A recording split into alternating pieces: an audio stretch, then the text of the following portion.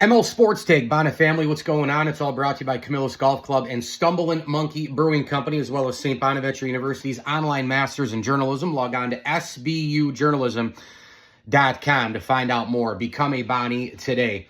Another win in the book, 64-47. Bucknell is not a very good team, and I think Bonaventure really exposed them on the road. One thing that I do like, right, if you go back years and years and years, we know that Bonaventure has been such a strong team at the RC, and on the road, you're always kind of holding your breath, right?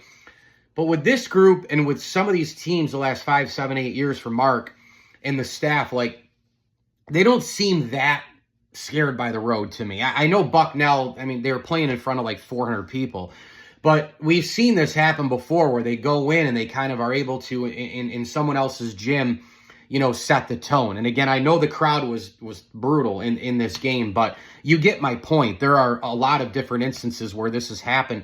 I thought the Bonnies going right in, and they just took complete control of this game right from the outset. I mean, they locked down defensively. Bucknell is not a very good offensive team anyway, and they just suffocated them. And when the Bison did get some open looks, they couldn't make anything in this basketball game. I mean, I couldn't believe I was watching a D1 program. They scored 16 points in the first half, and they made only 4 3-pointers.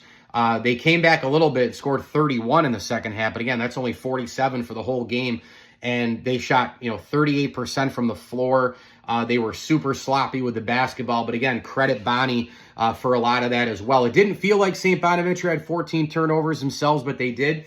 But they forced, Bucknell to have 18 of them. So I just thought it was more of going in, taking control, locking down defensively, and then valuing offensive possessions again, dumping it right into Noel Brown. You knew he had the big mismatch in this game. 14 points for him. Terrific presence down there. And then you had, Bowen with 11 and Chance Moore with 17. Now, St. Bonnie shot 22 threes from the floor, which I thought was a little much. Hinton comes off the bench, and he's got a lot of confidence, but sometimes it can get the better of him. He just starts chucking three-pointers, and I don't need that from him. I'd like to see him go more to the hole. They only had 7 points off the bench last night, but did get some great production in terms of just overall basketball, holding the fort down and playing defense to give the starters some rest. But I would have liked more going into the basket area. I thought Bonaventure with Chance Moore and just their physical players and the athleticism, they could have won this game probably by 25-30 if they had just gone right to the tin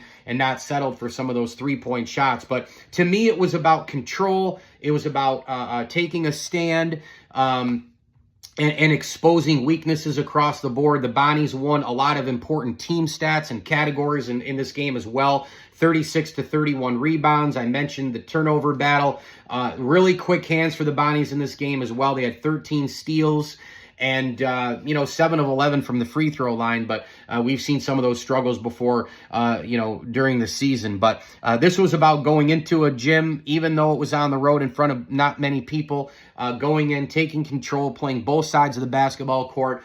I just thought it was a lockdown control situation, and Chance Moore is at it again. I mean, you talk about a box-stuffing dude here with 17 points, 6 rebounds, a couple of blocks, a couple of steals. He's all over the place, and I think he's a really hard player for people to defend on the other side. I mean, when you look at 6'6", 215, 220, he's strong. He can play low and high to the ground. He can get to the rim. He can shoot it.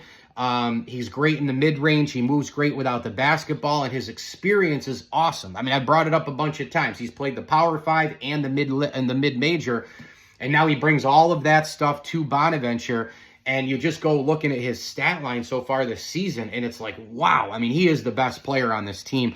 There's no doubt about it. And if you have Moore doing his thing, mid and out, yet he can get to the hoop, and you've got Brown down low, and then you have just a plethora of guys with an unbelievable skill set and physicality and speed and athleticism.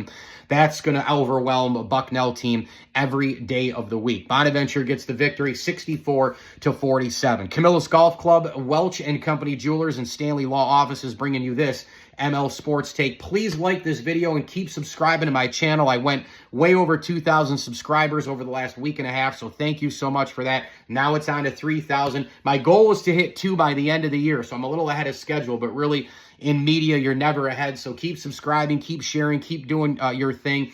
And of course, keep on the lookout for my social platforms to donate for the Shane Colligan effort that we're trying to get that lounge named after him at the new journalism school at St. Bonaventure. So please donate to that as well. And I'm going to shoot that out on all my pages coming up here later today. And just continue to do it until we hit that number. That's all there is to it. And my donation is coming as well. So keep it going. Bana family, you're the best. As I always tell you, enjoy the games.